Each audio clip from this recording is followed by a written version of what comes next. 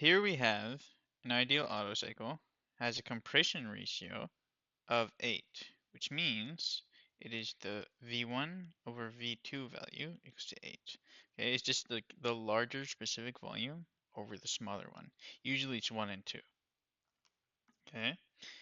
At the beginning of the compression ratio, we have air is at 95 kPa and 27 degrees Celsius. So we say that P1 equals to 95 kPa and T1 equals to 27 plus 273 equals to 300 degrees Kelvin or 300 Kelvin.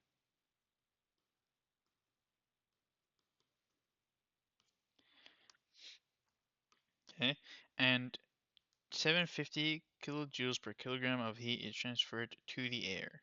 Okay, so this is Qin. So Qin that we have here is equal to 750 kilojoules per kilogram during the constant volume heat. So it's constant volume, so it's isochoric heat addition process, accounting to the variation of specific heat. Okay, so this tells us what type do we use from the tables. Okay, in terms of determine. So we want to find the pressure and the temperature at the end of the heat addition process, which is just P3 and T3, because the heat addition process is from state 2 to 3. So let's write it from state 2 to 3. Okay, and then we want to find the network output, and then we want to find the thermal efficiency and the mean effective pressure. Okay, so at the start, we want to find the things at state 2. Okay, so how do we do it? We know that state 1 to 2 is isentropic, and we know that this is isochoric, and then 3 to 4 is isentropic, and isochoric again from 4 to 1. So from that, we can say that V1 equals to V4, and V2 equals to V3. Okay, now what we want to find is to find, we want to find U3, we want to find U2, and then U4 as well. And U1, we can pull it up from the tables right now. So we can write down U1 is from the property tables. We have it at 300 Kelvin. So this part. And we know our internal energy is 214.07. 214.07 kilojoules per kilogram. Okay. We know that 1 to 2 is isentropic. So from your equation sheet, we said we have an isentropic relation, and we want to use variable specific heat. So we're in between these two equations, okay? We don't know P2, but we know we have the compression ratio, which is 8, which was V1 over V2. So just this would be plugging in as 1 over 8, just the inverse of it, okay? And we know that the R value for air is 0.287 joules per kilogram Kelvin. Okay, from that we can find our isentropic. So let's find S plus 1. And from the tables, we can say S plus 1 is 0.0650.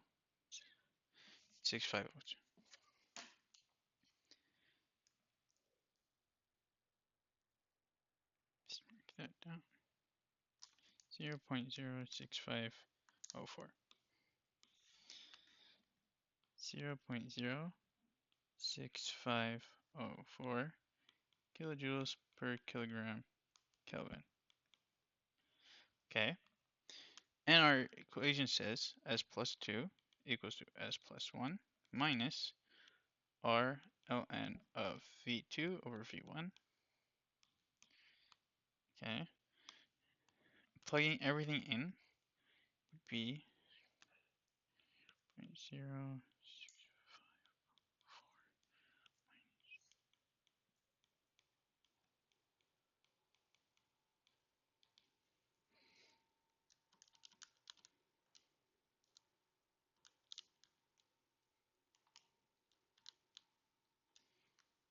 which equals to 0.66184 kilojoules per kilogram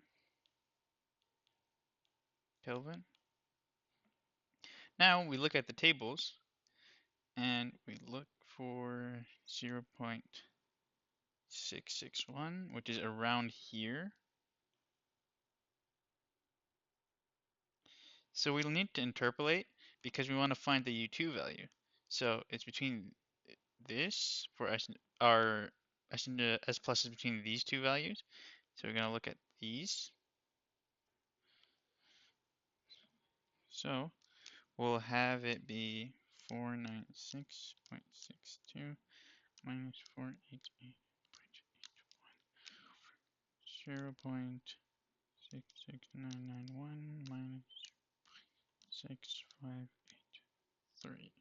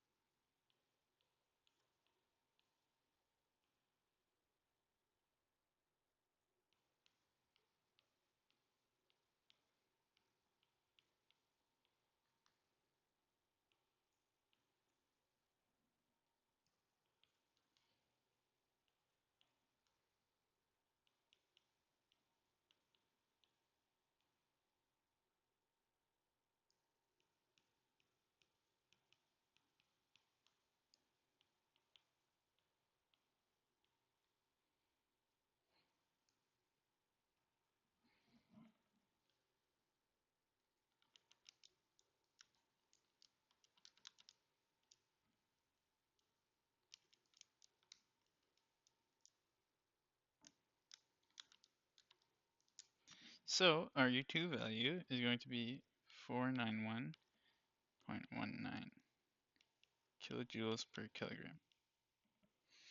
Okay, and now we'll write our energy balance. So we have delta U. Let's keep it all specific.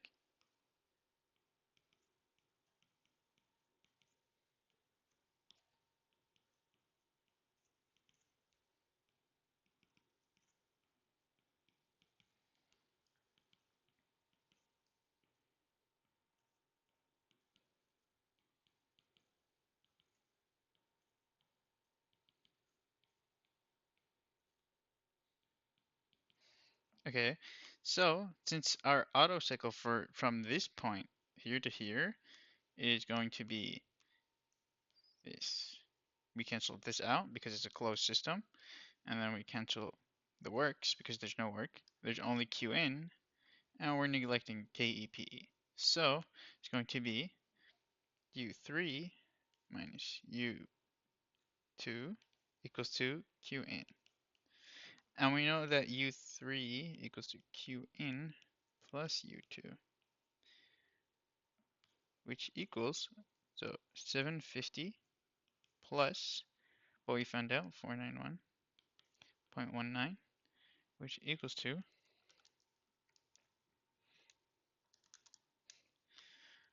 1241.19. Okay, so and then kilojoules per kilogram.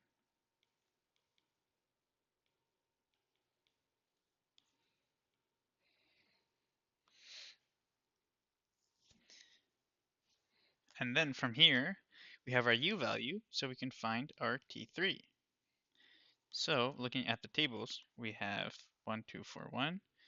So here it's in between these two values. So let's interpolate it again.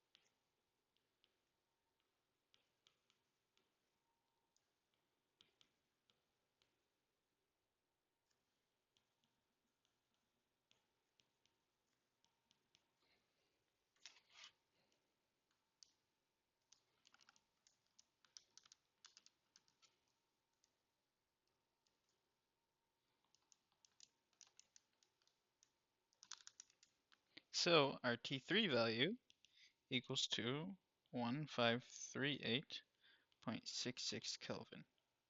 Okay, so that's one of our answers. Okay, but we want to find the pressure now. We know from the ideal gas law, it is PV equals to MRT. Since we don't have mass, we can divide by mass on both sides. Okay, so dividing by mass on both sides, we're gonna remove the M, and this turns into specific. Okay. Now we can rearrange everything so it equals to a constant, okay? Since R is a constant, let's keep it on the one side. So it's going to be PV over T equals to R, okay? Since R is constant throughout all the states over here, we can say that PV over T of state 1 equals to PV over T of state 3, okay? Now let's rearrange everything so we can find P3. So P3 equals to P of P1 V1 times T3 over V3 T1. Okay, so we know that V3 equals to V2, and V1 over V2 equals to 8. Okay, so plugging everything in, we have 95. What is it, 95?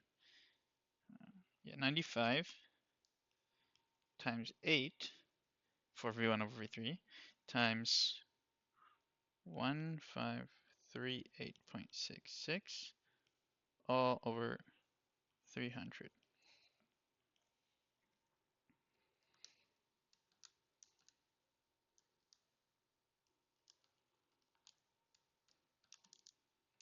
That would be 3897 or 38.98 kPa. That is your P3 value. Sometimes they would say in the question, it's either after, at, they say at the end of the heat addition, or they would say the maximum pressure and temperature. Okay, since on the Otto cycle, this is how high you go on the pressure, which is like your peak. They might say the highest, and that's how you find it. Okay, now we want to find the network output. Okay, there's two ways to find this. I prefer the finding Q out first. So we know that in an Otto cycle, state 1 to 2 is work in, and state 3 to 4 is work out. Okay, because for boundary work, whenever it decreases the volume, it's work in done by the surrounding. But if it's expanding, it's work done by the system. That is why it's work in, no, work out. Work out for from 3 to 4, and work in from 1 to 2. Okay, so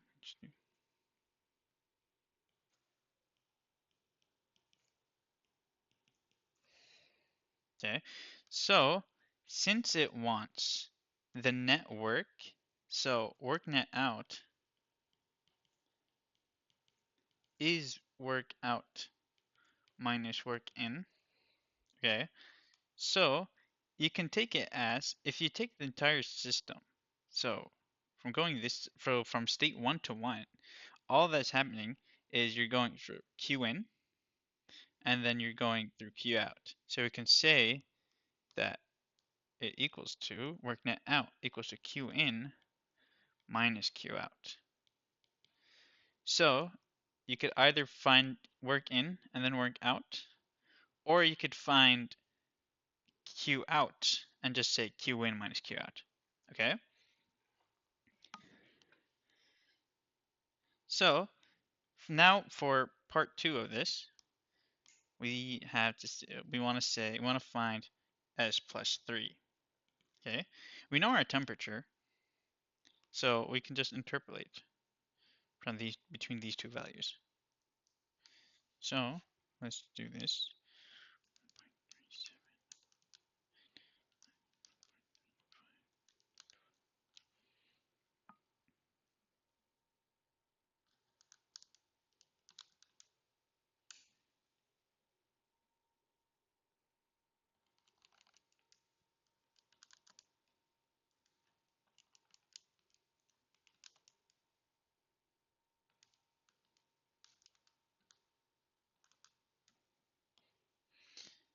So we have S plus 3 minus 1.355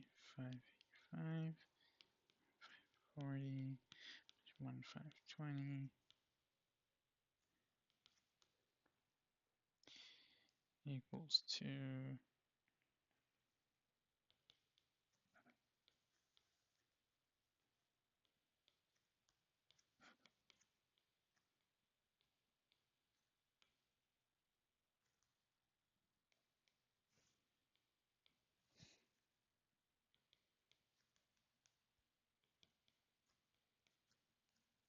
So we find our S plus value to be 1.37.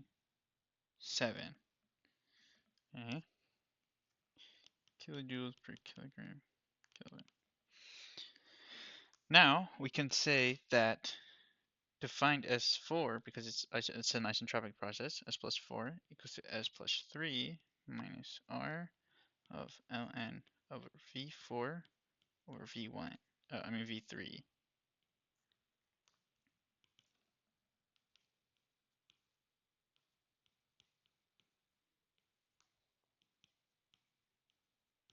And the 8 because V4 is equal to V1 and V1 over V3 is 8. Okay, so minus,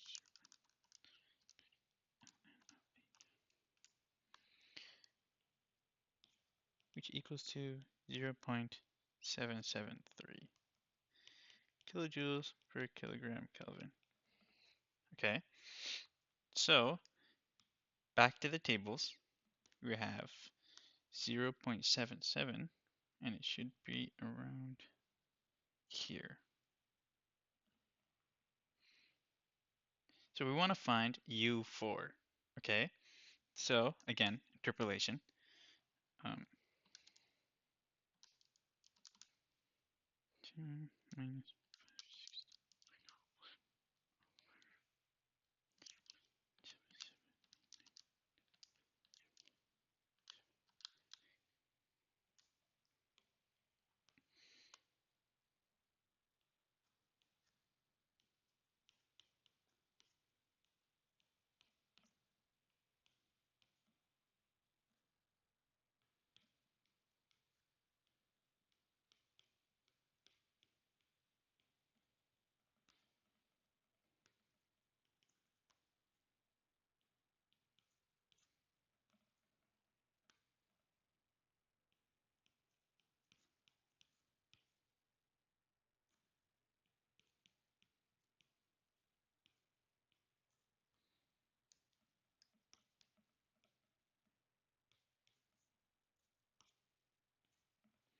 Okay, from that we find our U4 value to be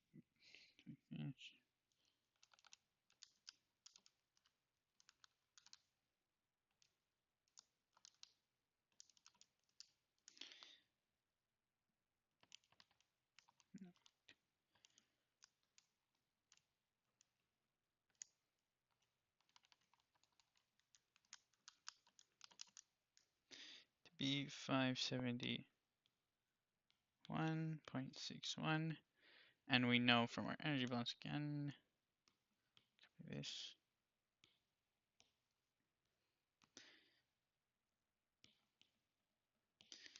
So same thing as well, so it's just this. So we have U1 minus U4 equals to negative Q out.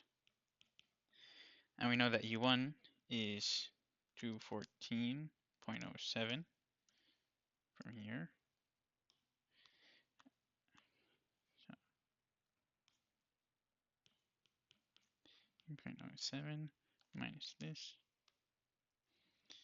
minus 5, no, 571.61 equals to Q out.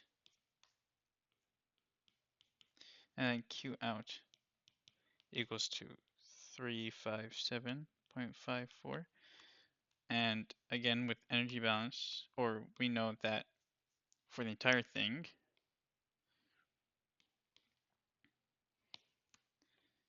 we can say that there is work out now. But there is no U because it's U1 minus U1. Or technically it's U1 minus U2 and then U2 minus U3, U3 minus U4, and then U4 minus U1 all ends up to be 0. So they all just cancel out. So we'd have 0 equals to 750 minus 357.54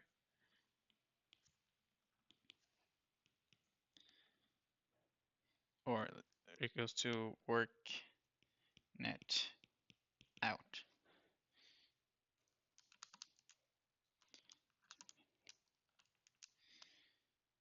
which equals to 392.46 kilojoules per kilogram. Let me check that value.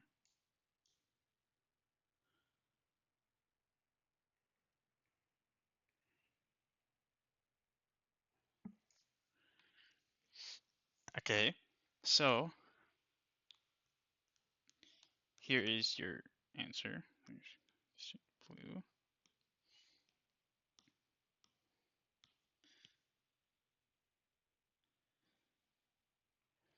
And for the thermal efficiency, we know it's work net out over Qin, which is just 392.46 over 750, which is just 52.3%. And for the last thing, it's mean effective pressure. And mean effective pressure has a formula of work net out over V max minus V min. Okay, so we can find V max from the ideal gas law. So P1 V1 equals to R T1, okay, which is just 300 times 0.287 over 95 equals to V1 times 300 over 95, which equals to 0.906. And then we know that V1 over V2 is 8. So V2 is just V1 over V over 8, which equal to 0.1133. So we have 392.46 over 0.9 minus that, 0.11, and it's 0.793. So plugging that in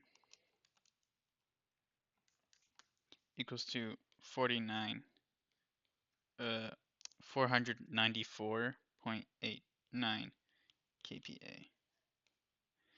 And that is your final answer.